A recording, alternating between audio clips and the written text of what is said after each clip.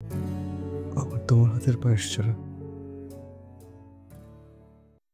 অন্য কারো হাতের পায়েস কখনই ভালো লাগেনি। পারলে আমাকে ক্ষমা করে দিও।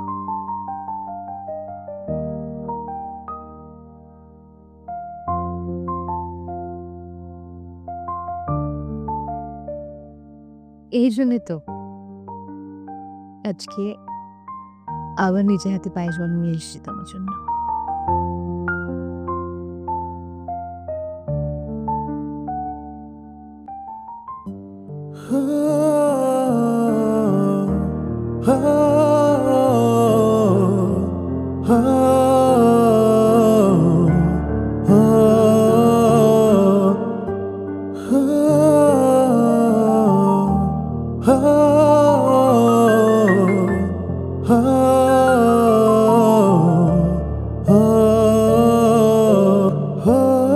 সাইমন, মামা কেমন আছে?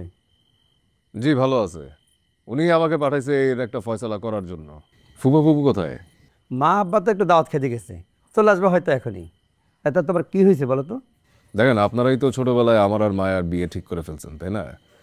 তো মায়া যা করতেছে এখন, সেটা মানে কোনোভাবে অ্যাকসেপ্টেবল না। সেটা তো আমি জানি, তোমাদের বিয়ের কথা তো একদম পাকা করে আছে, কিন্তু মায়ের কি হয়েছে? আর কোনো সমস্যা? মায়া যা কোনো সমস্যা নাই।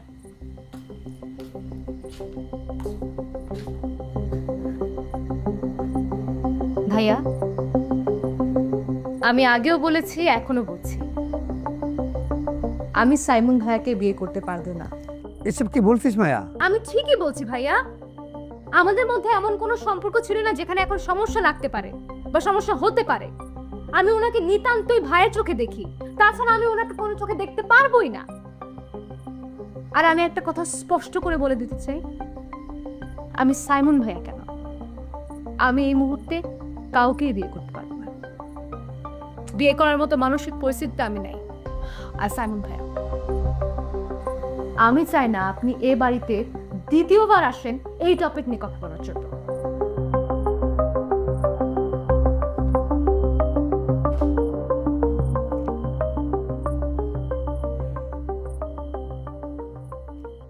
তুমি ওর কথা মন খারাপ করো না।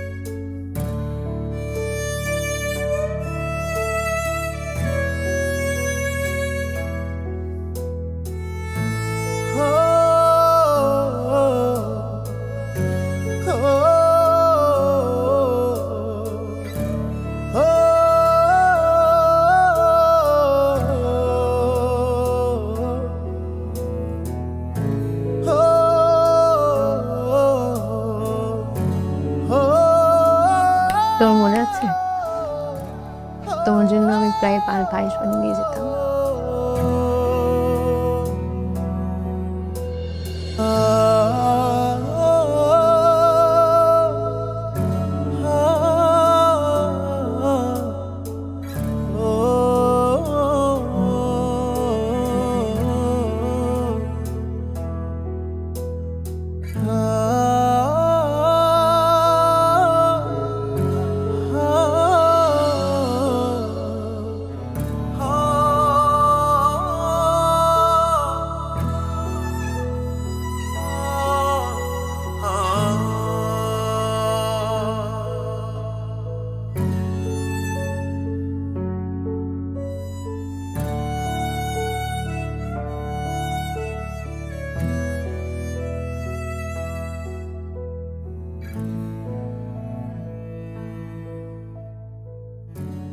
আমার তোমার হাতের পায়েস ছাড়া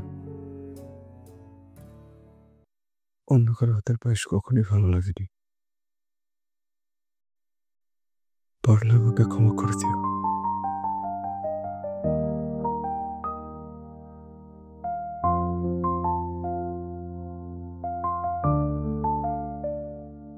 এই জন্যই তো আজকে আবার নিজে হাতে পায়েস বানিয়ে নিয়ে এসেছি তোমার জন্য।